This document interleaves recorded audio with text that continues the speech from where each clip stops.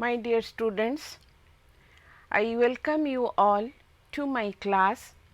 I am Dr. Soma Chand and I will teach you in today's class your unit 4.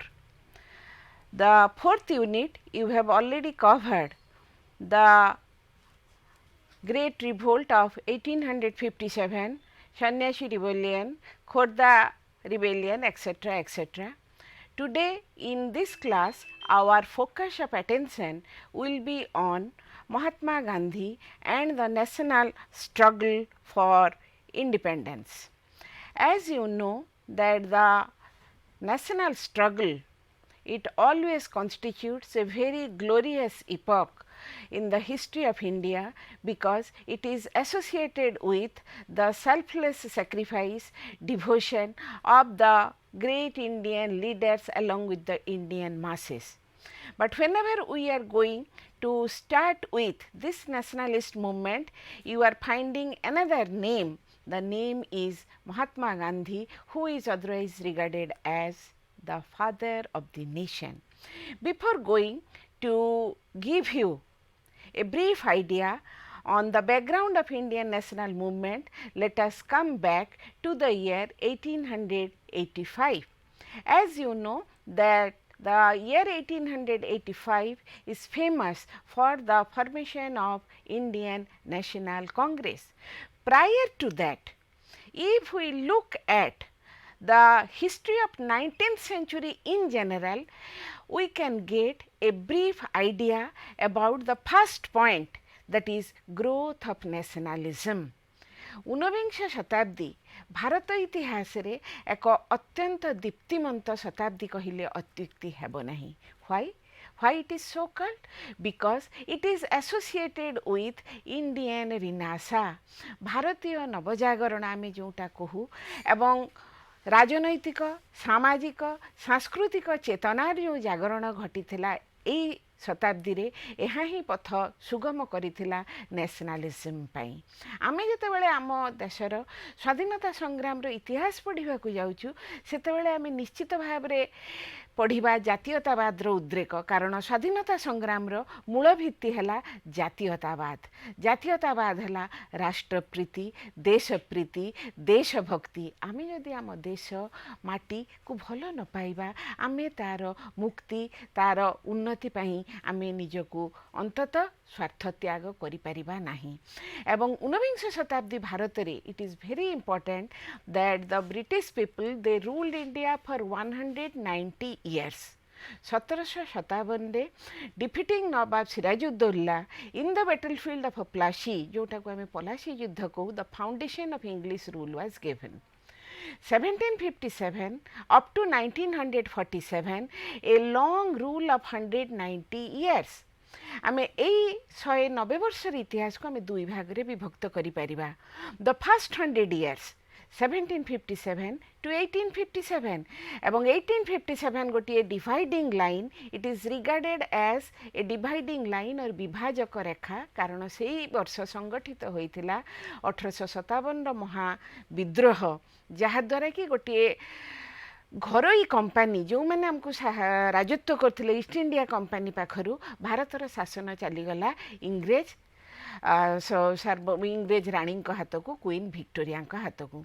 1857 परठारु from the second half of 19th century gradually आमे देखुछु जे England रा शासनकर्त्री हाथ को आम भारत शासन जीवा परे परे बहुविध प्रक्रिया को आमे फेस करथिलु. आमर हेइथिला तमे माने पढ़िथिबो वर्ल्ड हिस्ट्री रे, गत वर्ष जोटा वर्ल्ड हिस्ट्री रे तमर अछि जे यूरोप रे प्रथम आधुनिक युग आरंभ हेइथिला रिनासा, तापर हैला धर्म संस्कार आंदोलन और रिफॉर्मेशन, तापर आसीगला जियोग्राफिकल डिस्कवरी बा भौगोलिक आविष्कार, एवं भौगोलिक आविष्कार परे परे आसी जाउची शिल्प विप्लव. तेणु आधुनिकतार द्वार देश जेपरि यूरोप रे प्रथम खोला हेई गला, से माने तांकर चिंताधारा तांकर शिक्षा दर्शन सबुथरे आगे जाइथिले. सेही यूरोपीय माने जेतेबेले भारतवर्ष रे शासन करिवा को आसिले एवं भारतवर्ष ने शासन आरंभ कले, भारतवर्ष थिला तांकर शासित अंचल तेणु शासित अंचल लोक मानू आधुनिक शिक्षा देवाक चाहिए शिक्षार अग्रगति विज्ञानर अग्रगति बहुत गुड़िए फैक्टर थिला जोटा कि भारतीय मानक निजर अवस्था प्रति सचेतन करैथिला कौन आमर अवस्था ना आमर पराधीन अवस्था so we were under a alien domination foreign domination so we became conscious so the first important thing that precipitated the growth of nationalism was the political unification of India प्रथम थर करी सारा भारत राजनैतिक भाव में गोटे शासनाधीन है which indirectly promoted the growth of nationalism आम भितर गोटे ऐक्य भाव आनला सारा भारतर गोटे शासन तले राजनैतिक एकत्रीकरण यह मार्ग प्रशस्त करिथिला आम मध्यरे देश प्रेम और देश प्रीतिर भाव उद्रेक पाई the development of modern means of communication जो सब आमर गमनागमन रे रेलगाड़ी आसीगला तुम मैंने जान 1853 रेलगाड़ी आसी during the time of Lord Dalhousie तेणु वर्तमान जो कम्युनिकेशन पोस्ट एंड टेलीग्राफ आसिला से डेलहाउसी समय रे तेणु यही जो गमनागमन एवं संयोग व्यवस्था जेहेतु बेसी भाव में उन्नत है आम आहरी पाखक चली आसलु वी केम क्लोजर तेणु आम भितर वर्तमान टेलीग्राफ लाइन वर्तमान टेलीग्राफ लाइन नहीं किंतु आगरू थिला टेलीग्राफ लाइन आम टेलीग्राम पठाऊलु फोन आसिला आमर जो पोस्टाल सिस्टम सेटा डेवलप कला तमें मत पचारि पार जे पोस्टाल सिस्टम आगरू केमती खबर जाउथिला आगरू पारागोड़े खबर जाउथिला चिट्ठी बंधा कि पारागोड़े बांधी दि जाए नहले रनर लोक दौड़ी दौड़ी की 7 माइल 8 माइल दौड़ी दौड़ी की खबर दिए नहले घोड़ारे तुमर जी बसी घोड़ा चालक ता पाखे खबर दि जाए से घोड़ा चढ़ी जाए खबर देवाक किंतु वर्तमान आसीगला रेलगाड़ी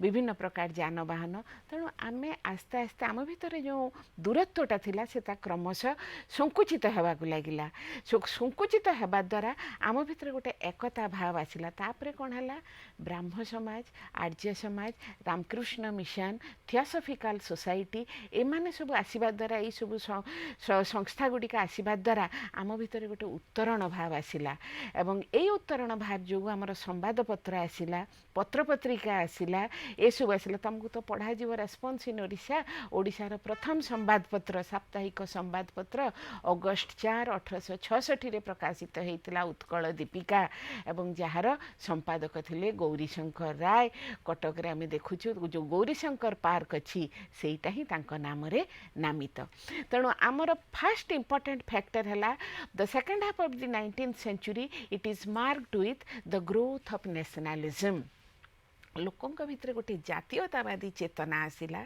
एवं जातीयतावादी चेतना द्वारा से माने कौन कले दे felt the necessity of an all India organization जे आमर गोटे सर्वभारतीय अनुष्ठान दरकार through which we can put forward our grievances before the British authority तेणु आमर जो आपत्ति अभियोग असुविधा आम तांकु जनइबू गोटे सर्वभारतीय संघ गोटे स्थानीय संघ नुहे आमर एठिकार आम जमी क्लब गठन करछु ये से सब नुहे गोटे सर्वभारतीय अनुष्ठान so in that regard the year 1885 it marked the climax with the birth of Indian National Congress तेणु इंग्रेज शासन समय प्रथम सर्वभारतीय अनुष्ठान थिला भारतीय जातीय कांग्रेस एवं भारतीय जातीय कांग्रेस रो 1885 ठारू 1919 this phase of Indian National Congress is divided into 2 parts प्रथम अवस्था जो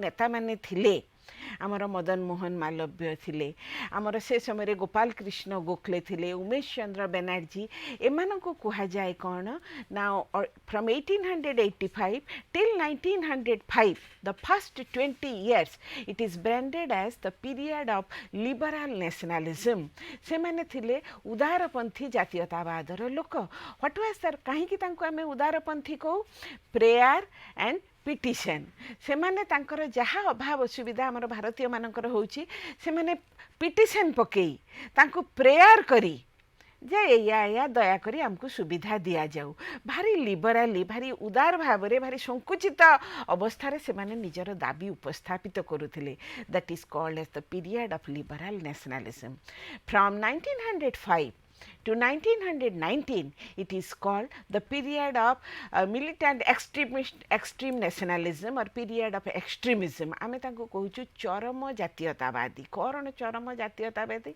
ना सेमाने सेमानक पूर्वजंकर जो उदार मनोभावापन्न चिंताधारा को ग्रहण करू नथिले. आम देश रे विदेशी माने आसी राजत्व करछन्ते आमे काहे तांको prayer करिवो? No, it is our right. So Lal Bal Pal, that phase is dominated by three important personalities: Bipin Chandra Pal, Lala Lajpat Rai, Bal Gangadhar Tilak. तेणु सेमानंकर थिला कोण ना आमे कोण करिवु ना whatever demand we want we must put forward it and we shall demand it. आमे prayer करिवु नाही.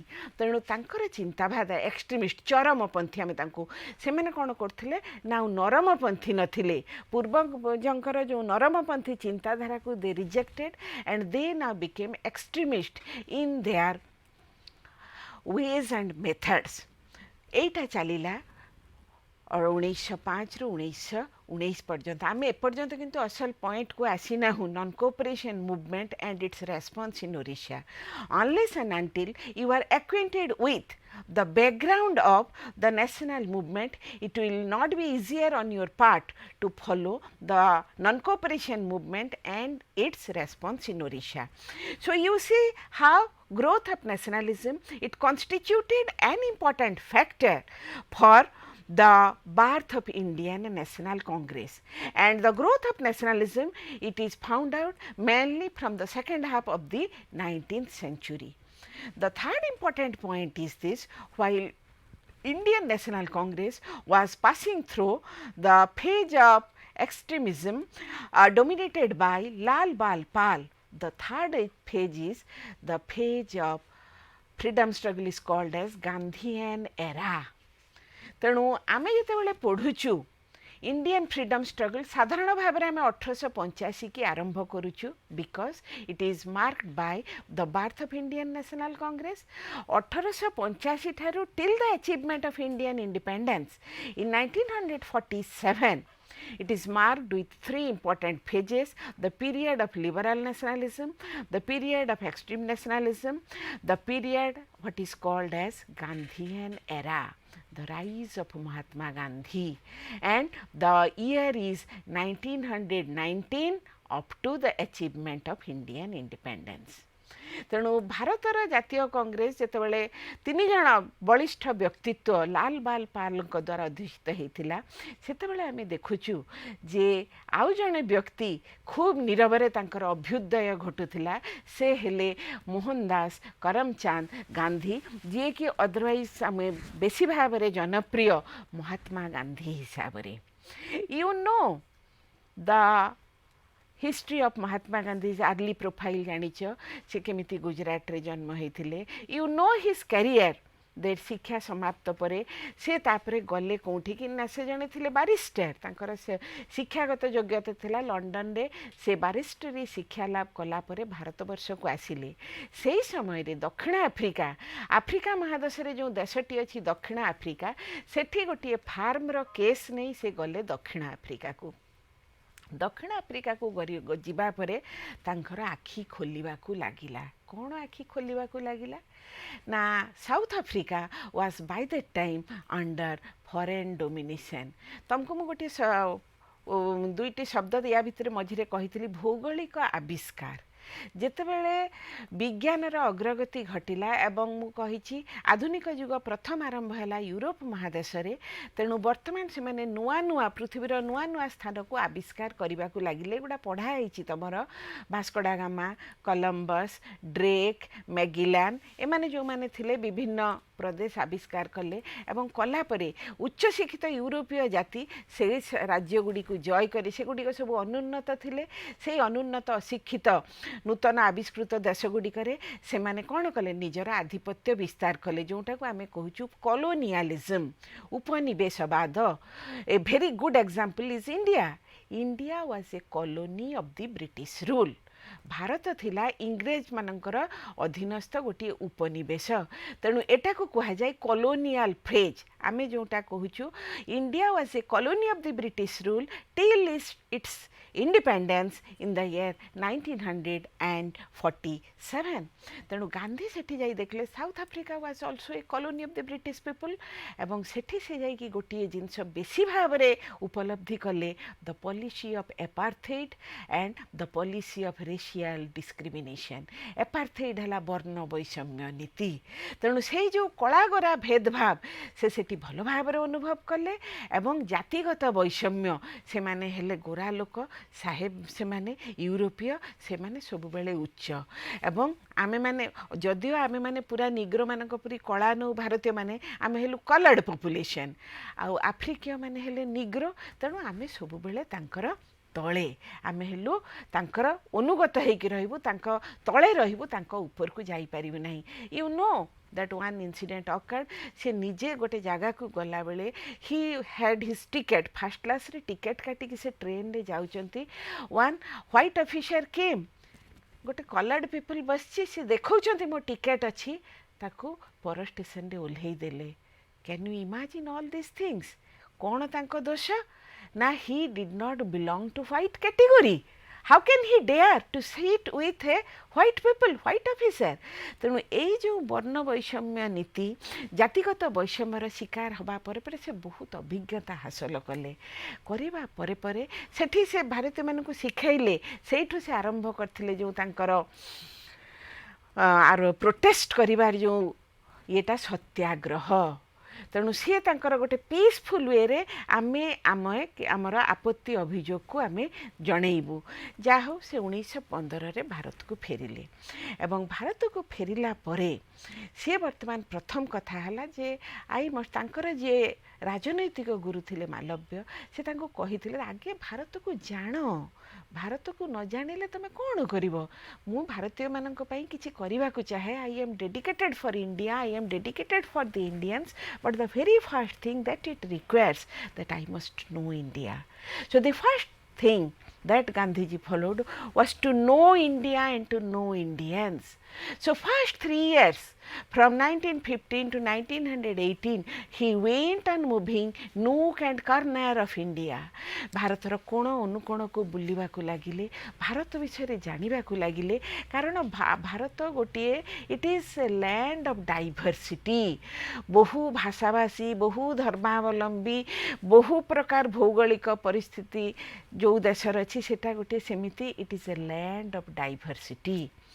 तेणु से लैंड ऑफ डाइवर्सिटी की बुली से तार ज्ञान आहरण करने को चाहिए, ज्ञान मध्य आहरण कले। And it was during this time the happening of 3 incidents it now thoroughly changed his attitude. What were those 3 incidents? One is Rowlatt act, another is Jallianwala Bagh मैसाकर, the third is खिलाफत movement. You know that in 1914 one important event had occurred. What is that event? The year 1914 is important for the outbreak of First World War। तेणु प्रथम विश्व युद्ध आरंभ होइथिला केबे ना 1914 मसीह रे। 1914 मसीह रे जेतेबेले प्रथम विश्व युद्ध आरंभ हला ई माने प्राचीन कालरू 1914 मसीहा पर्यंत संगठित सबु युद्ध ठारू ए युद्धर भयावहता बेसी थिला। कारण या ना हैला विश्व युद्ध। विश्वर अधिकांश देश ए देश युद्ध सहित संपृक्त रहिथिबारु as the war was fought in a global level it is called विश्व युद्ध। तेणु से जो विश्व युद्ध हैला एवं इट कंटिन्यूड फ्रॉम 1914 टू 1919 1919 पर्यंत हैला। एवं से समय रे कौन हेथिला ना India was not any party to the first world war. किंतु भारतर प्रथम विश्व युद्ध सहित कौन सी लेन देन नथिला। किंतु the Indian soldiers they fought in the first world War. भारतर प्रथम विश्व युद्ध सहित कौन सी संपृक्ति नहीं, किंतु भारतीय सैन्य माने प्रथम विश्व युद्ध रे जाई युद्ध क्षेत्र रे अवतीर्ण होते यूरोप रे। कहीं ना इन द फर्स्ट वर्ल्ड वार जोटा मित्र शक्ति थिला से गोटे पाखे थिला इंग्लैंड।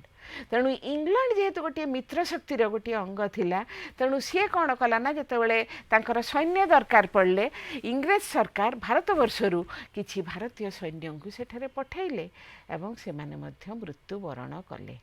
दिल्ली पाखे आम जो गेटवे ऑफ इंडिया देखु अमर जवान ज्योति जो जलुची सेठी तमें माने देखिबो लेखाई कि रही who were the soldiers who were killed during the time of the first world war.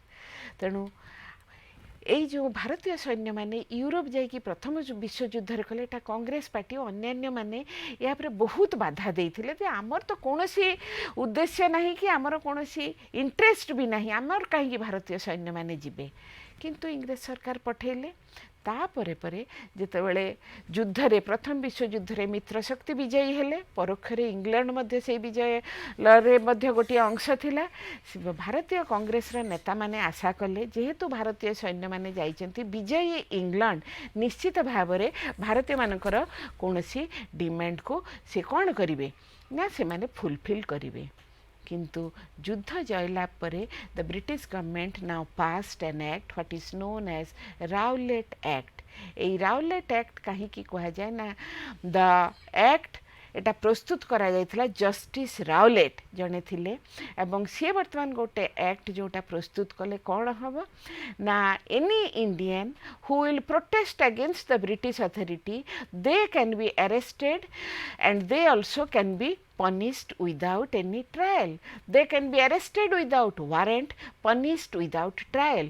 Mote जेतेबेले police कोनोसी कारणरू गिरफ करिवो गोटे वारंट दरकार वारंट नहले के गिरफ हे पारिबे नाही बा मोते दंड दबा को चाहिए मोते गोटे हमर सामाजिक कोन जुडिशियल प्रोसीजर जोटा अछि हमर जो विचार विभाग अछि से माने मोते दंड देबे तमे माने निहाती मने रखिथिबो कसब जो आतंकवादी धरा हला ताकू भी फांसी दिगला आम एमती दे पारू ना जज माने बसिले ता केस चलला तापरे ताकू फांसी दिगला किंतु राउलेट जो आईनटा कले जे anybody who will utter a word against the British authority he or she can be put into jail without a warrant and can be punished without a trial in the judiciary ताने भारतीय मानकर साधारण स्वाधीनतार हस्तक्षेप करागला तेणु भारतीय माने जमती स्वर उत्तोलन न करेंगे राउलेट एक्ट पास है तापर जो बहु चर्चित जालियानाबाग मासाकार जालियानाबाग गणहत्या एटा जो इतिहासर एक कालिमामय अध्याय समस्ते कथा जानिछ केमिति जालियानाबाग पंजाब रो जालियानाबाग रे समवेत होइथिबा निरस्त्र जनता को केमिति जनरल डायर तांकर जो सैन्यबाहिनी से माने जेतेबेले आक्रमण कले गुली फुटेइबा को आरंभ कले बहु भारतीय सैन्य से माने निरस्त्र से माने आसीचंती गोटे मीटिंग सुनिबा को से माने मृत्युवरण करिथिले जो सरकार निरस्त्र शासित वर्गों उपरे एपरी भाव में गुली चालना करिपारे महात्मा गांधी जो भाबुथिले ब्रिटिश मानक जे से मानकर उद्देश्य भल से मानक भल शासन देवे से धारणा आस्ते आस्ते बाधा प्राप्त होबा को लागिला गोटे हला राउलेटकर आईन गोटे हला जालियानाबाग हत्याकांड तापर आसुची खिलाफत आंदोलन। It is called Khilafat movement because the word Khilafat has come from the word Khalifa. Who is Khalifa? The head of Turkey is regarded as Khalifa or the head of the Islamic world. तुर्की जी राजा तांकु कहा जाए खलीफा एवं मध्य युगरु तांकु कहा जाउतला से थिले मुसलमान जगतर मुख्य एवं प्रथम विश्व युद्ध समय रे जेहेतु तुर्की शत्रु शक्ति सहित जॉइन करथिला तुर्की हारीगला मित्र शक्ति विजय लाभ कले मित्र शक्ति जितेबाला विजय लाभ कले तेणु ये जो तुर्कीर जी सुल्तान से जेहेतु शत्रुपक्ष सहित हाथ मिलैथिले एमाने कौन कले ना तुर्की विरुद्ध रे विभिन्न प्रकार एक्शन नबाकू आरंभ कले यूरोप रे तेणु खलीफा स्वार्थ पई भारतीय केते मुसलमान मानकु समर्थन जणाई से माने जो आंदोलन कले सेटा को कहा जाए खिलाफत मूवमेंट। तेणु आमे वर्तमान देखुछु तीनोटी घटना the passage of Rowlatt Act, the Jallianwala massacre and the Khilafat movement. It brought tremendous change in the attitude of Mahatma Gandhi. Mahatma Gandhi was now in training period. Se Bharat buli dekhuthile. He wanted to gather idea about the British authorities, about the Indians. Sobu kala pare the good idea that he had in his mind about the goodness of the British rule, it was dashed, it was shattered into pieces. ଖଣ୍ଡ ବିଖଣ୍ଡିତ ହୋଇଗଲା ଯେ ଏମାନେ ଗୋଟେ ଉନ୍ନତ ମହାଦେଶରୁ ଆସିଛନ୍ତି, ଉନ୍ନତ ଚିନ୍ତାଧାରାର ଲୋକ, ଏମାନେ ନିଶ୍ଚୟ ଭଲ ଶାସନ ଦେବେ। ଇଏ କ'ଣ? ଏଇ ଯେଉଁ ତିନିଟା ଘଟଣାରୁ ସେ ଆସ୍ତେ ଆସ୍ତେ ତାଙ୍କର ଇଂରେଜ ଶାସନର ମୂଳ ସତ୍ ଉଦ୍ଦେଶ୍ୟ ପ୍ରତି ଆଉ ଭରସା ରହିଲା ନାହିଁ। No, they have not come here to give us welfare administration. They want to be rich. Their main purpose is economic exploitation and the oppression. Tenu he now raised his first weapon against the British authority, what is known as non-cooperation movement. ମୁଁ ତମକୁ ଏପର୍ଯ୍ୟନ୍ତ ଯାହା କହିଗଲି, that is the background.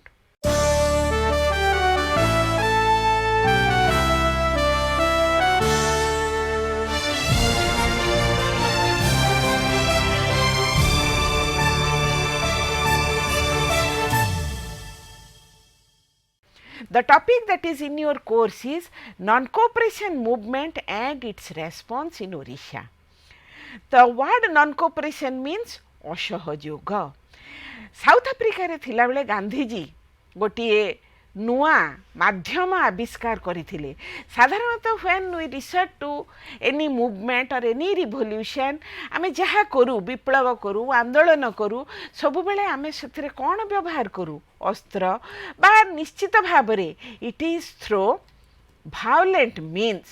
तमे माने पढ़ी थिबो French Revolution पढ़ीच, तमे माने अमेरिकन वार ऑफ इंडिपेंडेंस पढ़ीच.